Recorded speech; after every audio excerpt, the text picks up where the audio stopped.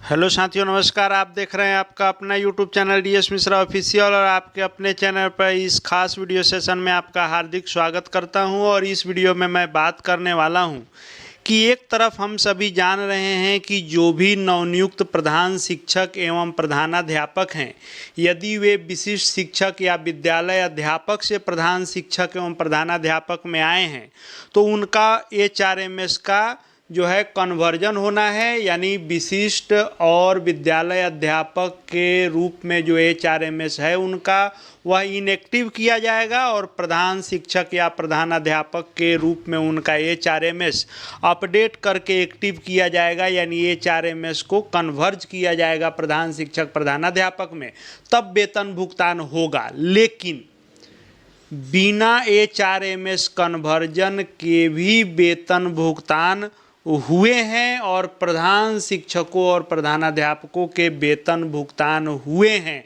बिना HRMS conversion के। तो पूरा मामला क्या है? क्या बिना एचआरएमएस हुए भी प्रधान शिक्षक और प्रधानाध्यापक का वेतन भुगतान हो रहा है या हो जाएगा सबका, या किनका हो रहा है और क्यों ऐसा हो रहा है, उसी पर बातचीत होगी। तो वीडियो खास होगा, अंत तक मेरे साथ बने रहेंगे। और यदि चैनल से अब तक नहीं जुड़े होंगे तो चैनल को सब्सक्राइब करके बेल आइकन को प्रेस कर लेंगे, ताकि आगे भी प्रधान शिक्षक और प्रधानाध्यापक से जुड़ी हर महत्वपूर्ण जानकारी आप तक पहुंचती रहे।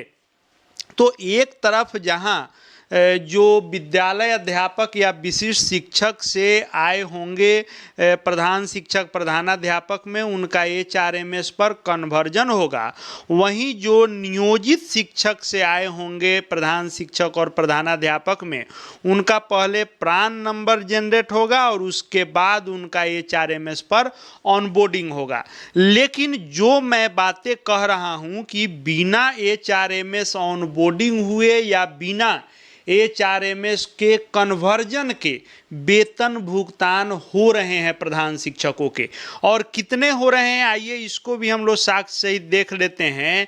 तो कुछ प्रधान शिक्षकों के खाते में इस महीने में यानी सितंबर माह में आए हैं वेतन 35,720 रुपये। और ये 35,720 रुपये जिन प्रधान शिक्षकों के खाते में आए हैं वे अचंभित हैं कि आखिर बिना एचआरएमएस कन्वर्जन के 35,720 रुपया क्यों भुगतान हुआ।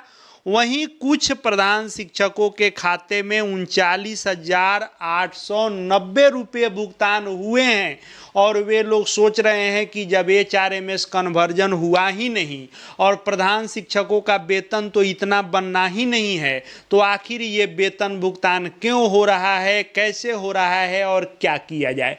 तो देखिए, जिन भी प्रधान शिक्षकों के या प्रधानाध्यापकों के कुछ भी वेतन भुगतान हुए हों, चाहे 35,720 हुए हों या 39,890 हुए हैं, उनको घबराने की ज़रूरत नहीं है, क्योंकि यह गलती आपकी नहीं है और आपके ओर से ऐसी कोई भी गतिविधि या कोई भी ऐसा कार्य नहीं हुआ है जिसके परिणाम स्वरूप ये चीज़ें हैं।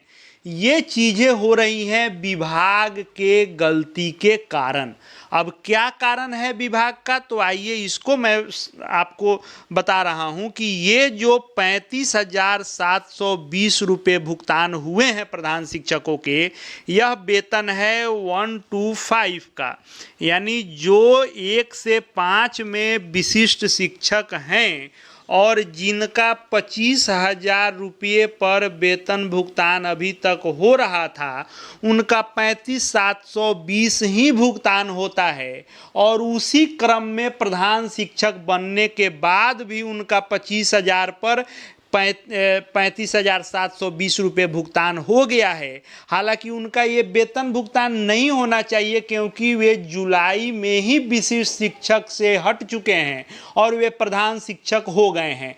लेकिन यह विभाग की गलती है कि विभाग अभी भी इनका 1 to 5 के विशिष्ट शिक्षक मानकर ही वेतन भुगतान कर रहा है। और कई सारे शिक्षक हैं, संख्या बहुत अधिक है, जिनकी वेतन की जो है ऐसी सूचना मिली है कि उनका वेतन भुगतान 25,000 पर 35,720 विशिष्ट शिक्षक के रूप में कर दिया गया है।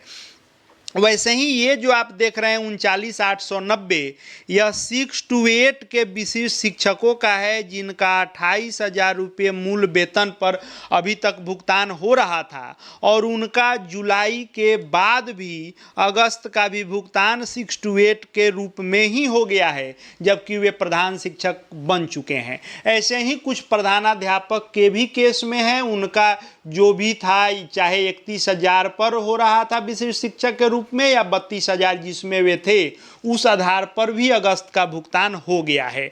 आप देखेंगे तो 25,000 रुपये पर जो सैलरी बनती थी और आपका आता भी था जुलाई तक, जो 1 to 5 के शिक्षक थे विशिष्ट शिक्षक, उनका 35,720, यहीं 35,720 प्रधान बनने पर भी आपका भुगतान हो गया है, जो सरासर विभाग की गलती है। वैसे ही आप देखेंगे तो 6 to 8 का जो 39,890 आ गया है, यह विशिष्ट शिक्षक जो 6 to 8 के हैं, जिनका 28,000 मूल वेतन पर भुगतान हो रहा था, उनका हो गया है।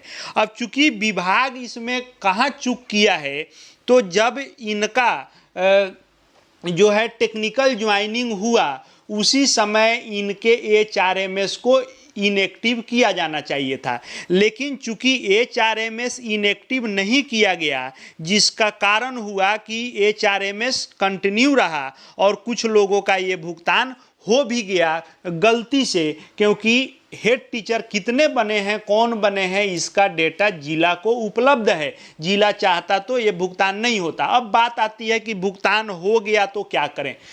क्या करें, कुछ नहीं आपको करना है, यह विभाग की गलती है। विभाग जब आपको निर्देशित करेगा कि या तो जब हेड टीचर के रूप में आपका वेतन भुगतान होगा, उसमें इसको या तो मर्ज करने का निर्देश निकाले या यह आपको वापस जमा करना पड़े, जो भी निर्देश आएगा उस अनुसार आप काम करेंगे। इसमें कहीं आपका मामला नहीं है कि आप इसमें दोषी पाए गए हैं या ये विभाग की गलती है। विभाग पुनः अपना यह सुधार करेगा, आपको जो भी निर्देश करेगा, या तो हेड टीचर के सैलरी में इसको जो है माइनस करके बाकी आपको दे, या इसको आपको वापस जमा कराए, यह विभाग के ऊपर है। विभाग जो निर्देश करेगा आप करेंगे, लेकिन जिनका भुगतान हो गया है वे आराम से इस पैसे से अपना पर्व त्यौहार मनाएं।